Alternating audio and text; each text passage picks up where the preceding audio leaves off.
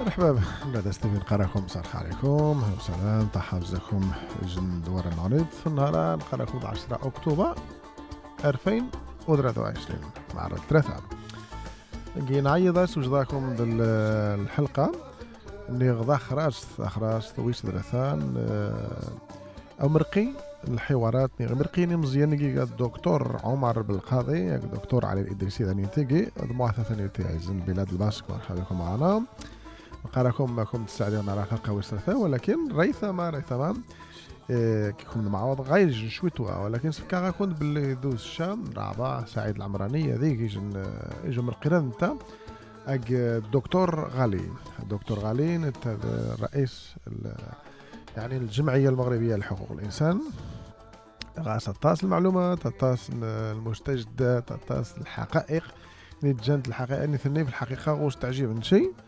الدولة المغرب لا والو خمي تسرا شين حاجة قصح شي حاجة خرق لا ما يمكنش وكيش تفق شيء. إذا مرحبا بكم معنا غا الحلقة ويسترثا زي سلسلة الحوارات نيجيتك دكتور عمر بالقاضية الدكتور علي إدريسي كي بلاد باسك مسألة ثواني فقط حما يعني صندرق الحلقة ويسترثا ولكن غزامي دنا يماس الناصر بزاف من بيس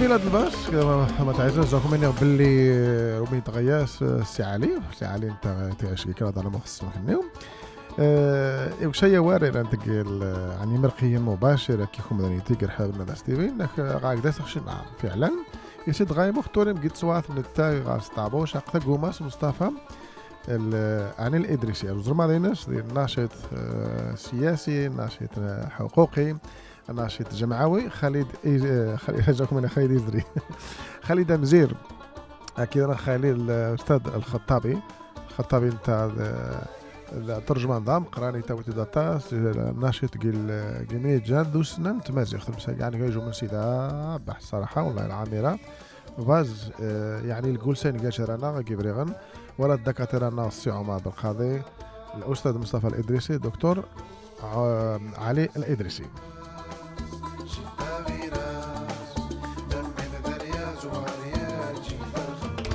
أستاذ إلهام ياسين مرحبا مخالنا تاث مساءكم سعادة وراحة البال ولا ضايق شي تعليق القراص نشين لا قناة كيكم مدرقة التعليق لي كيكم المصور لأن الهدف أخمي غارتي الوقت الهدف نرى استبي هو أنا ذا سوان سيس أنا ذا تجارنا مرحبا بنا قارن دغانا مقارنة كني مرحبا بنا نقارن شيء القراص كني فعلا ربما كم مشغولين اما حد ندرو ما يزيكش غنك ورا سيد وضاني نس ورا تحياتي نس ورا شي زمان نغبيت يعني انت كمانيا القناه ثانيتين كني ترحب بنا داس تي في كي مبروك نقاك غنغيرين ربما ذو الشام اخمي غايك سعيد البرنامج ناس هنا وهناك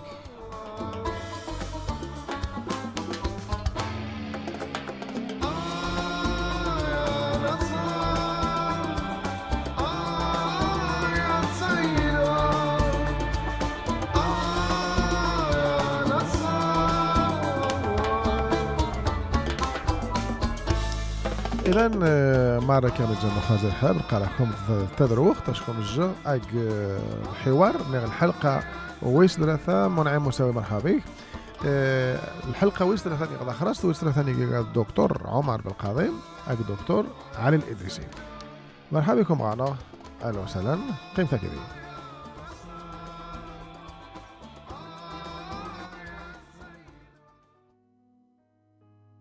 النيد الحافز الاول بزاف ديال السين شي نيستيغ في نورو السين شي واجدين شي حوافز نظن ايش يجعلن احمد تهتمي صلحه بالتحرير نعرف بشكل خاص وبمحمد عبد الكريم الخطابي المسيرينس شكرا هذا سؤال وجيه ومهم جدا.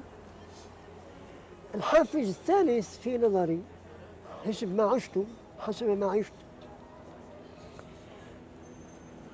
أنني كنت أتساءل دائما: لماذا الفرنسيون وهم أعداء، والإسبان وهم أعداء، والعرب وهم بعيدون، يعني السوريين، العراقيين، المصريين، كتبوا كثيرا عن عبد الكريم، وفي المغرب ليس هناك من كتب على عبد الكريم.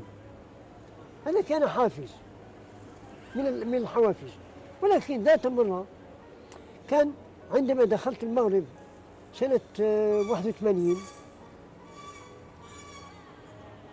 قادني أخي، وكان يعرفكم يعني صديقكم عبد المجيد، قادني قال لي: هناك شخص يليق بك وتليق به، وهو سي القاضي، سي محمد عمر القاضي بالقاضي. والدك. نعم. فعلا أنا لا أعرف شيئا، ولم أكن في 81 لم يصلني بعد الكتاب الذي كتبه، ولكن أخوي عبد المجيد كان يعرف كثيرا عن الكتاب وعن كذا. بل أكثر من ذلك أن محسن بن عبد الكريم وكذلك عبد المنعم كلموني عن الكتاب الذي كتبه والدك. نعم. حينئذ عندما زرت الوالد في الحسيمة في مكتبته أمام البادسي، عندما زرته فرح بي كثيرا واستقبلني استقبالا جميلا، وكذلك أنا سعدت كثيرا لأنني وجدت أحد الناس الذين عاشوا مع عبد الكريم وكان مساعدا لعبد الكريم. بل أكثر من ذلك عندما عرفت الكتاب وعملت فيه طلة لقيت بأن هذا الرجل هو أول مغربي وأول ريفي كذلك في نفس الوقت اللي كتب المذكرات ديال حرب التحرير الوطنية أو حركة التحرير الوطنية على عبد الكريم، وفي ظروف تسمى في أدبيات المغربية تسمى سنوات الجمر والرصاص. فكيف استطاع، ما هي الشجاعة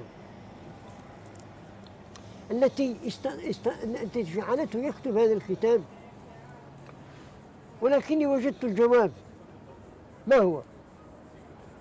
الذي حارب إلى جانب عبد الكريم وقبل النفي في سبيل القضية التي ناضل من أجلها، التي حارب من أجلها، وبقي مخلصا للرجل. إذن هذه قمة الشجاعة. صحيح الوالد رحمه الله والدك شكى لي من القاضي البعياشي أنه أخذ منه أفكار. أنا قلت له: المهم أن الأفكار لم تضع، نشرها هو أم نشرتها أنت؟ وكان أيضا هذا الرأي هو رأي عبد المحسن الخطابي ورأي عبد المنعم الخطابي. نحن بحاجة إلى الأفكار لكي تصل للناس. هذه الأفكار، أننا نحن بحاجة إلى الأفكار لكي تصل للناس، جعلتني أفكر في تسجيل المعلومات من أجل الذهاب إلى أبعد. هذه ربما أهم الحوافز الأولية، وظهرت فيما بعد حوافز أخرى. تفضل إذا كان عندك سؤال آخر. نعم. شكرا جزيلا على هذه الشهادة في حق الوالد ديالي. الشهادة في التاريخ، الشهادة للتاريخ. يمكن غيجي الوقت اللي يمكن يكون لنا لقاء خاص على هذه القضية هذه. لا، لأن باش نكمل هذه الفكرة، هذا التقدير للوالد واحترامي لمذكراته جعلني لا أتردد أبدا أن أكتب تقديم الطبعة الثانية لكتاب أسد الريف. فأنا الذي كتبت التقديم، ولأني وأتذكر أنني قلت إن هذا الرجل ليس مجاهدا فقط وإنما أجله. لماذا أجله؟ للصفات التي ذكرتها. منذ الحرب التحريرية اللي قام بها الشريف محمد مزيان، ثم الخطابي، وبعد ذلك أبناء الخطابي محمد ومحمد وعمه عبد السلام. مرت الأيام، فبعد نفي محمد بن عبد الكريم الخطابي إلى المنفى لا ريونيون، وبعد رجوعه إلى القاهرة، نزوله عند أصدقائه في القاهرة، بدأت تصدعات بينه شخصيا وأفكاره ومشروعه وبين بعض الشخصيات الوطنية المغربية حزبية. مرت الأيام، هذه التصدعات وصلت إلى حد التشويش على الحرب التحريرية في الريف والانقلاب على الحقائق، ثم ادعاءات ومغالطات ضد محمد بن عبد الكريم الخطابي. هل يمكنك أن ولو بإيجاز ماذا حدث من علاقة متدهورة بين الوطنيين والحزبيون المغاربة ومحمد بن عبد الكريم الخطابي، وما هي الأسباب؟ أنا أعترض أولا على العبارة الأخيرة، الوطنيين المغاربة ومحمد بن عبد الكريم الخطابي، وكأن هؤلاء وطنيين ومحمد ليس وطنيا، في حين أن الذي خلق الوطنية المغربية الحقة، الوطنية التحريرية، هو محمد بن عبد الكريم الخطابي، وقبله الشريف مزيان، وحسن فعلت اللي ذكرت أمزيان مؤسس، ومحمد بن عبد الكريم بعد أبيه ماني هو الذي بنى صرح الوطنية التحريرية. الآخرين اشتغلوا تحت الشرعية الاستعمارية، سواء كان حزب ما يسمى يعني الحركة الوطنية السياسية وكذا، اشتغلوا تحت الشرعية السياسية الاستعمارية.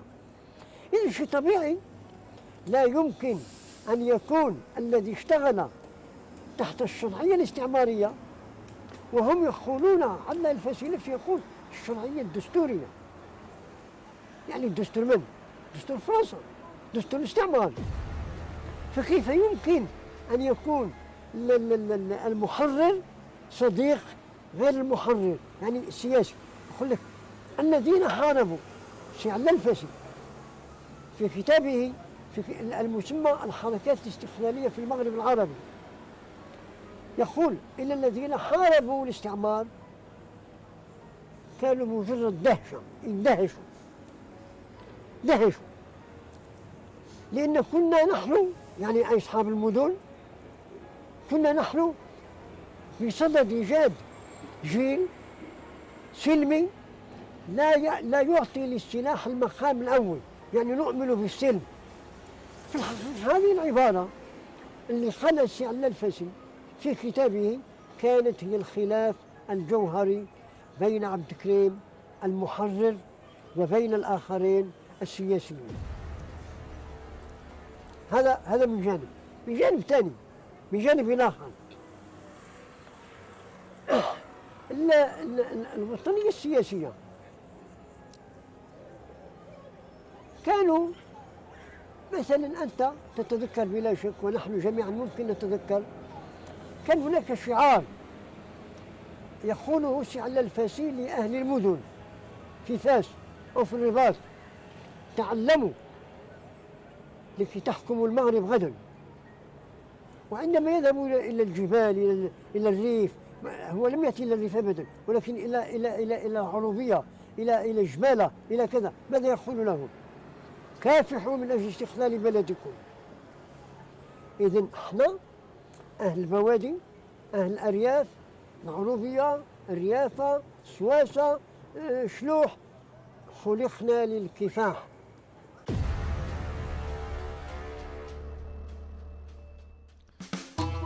إذن مخزرين ونبتدي يعني الحلقة ويسترثن دكتور سي عمر دكتور علي الإدريسي إن غطاس وورن سبحانه تاس السيور حزب الاستقلال طيان سرتشح على أي نقرأكم ذو الشاق عن البرنامج نونيط مباشر أثيق الأستاذ سعيد العمراني تعجيب أسغاث وتعرس تعجيب أسمي الجنغاس قنق الإعلام أدي عاد الحلقة ذا مزقروت البرنامج وانت يوم يسمى أنت هنا وهناك مع العمراني ذا الدهار وان أقل العمراني هذا جدي سنوجيو سيدة ونيتي من أنا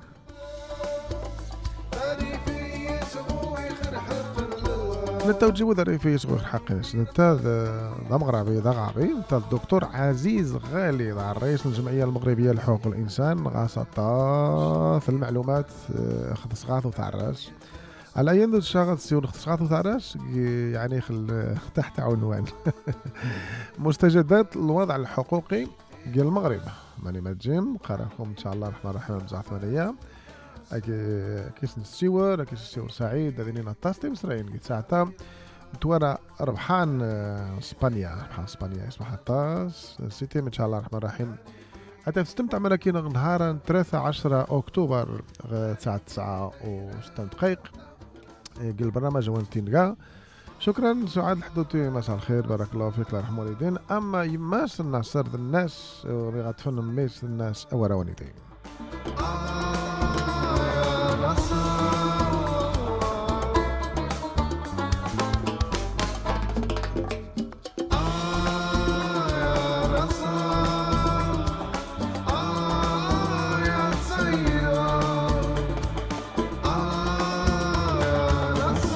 إذن أحبابنا ذا ستيفين قراكم الله عليكم أشكر محمد سيدا هنا وهناك مع العمراني البرنامج جديد ذو الشاذق الحلقة ذا مزقاروت أك دكتور عزيز غالي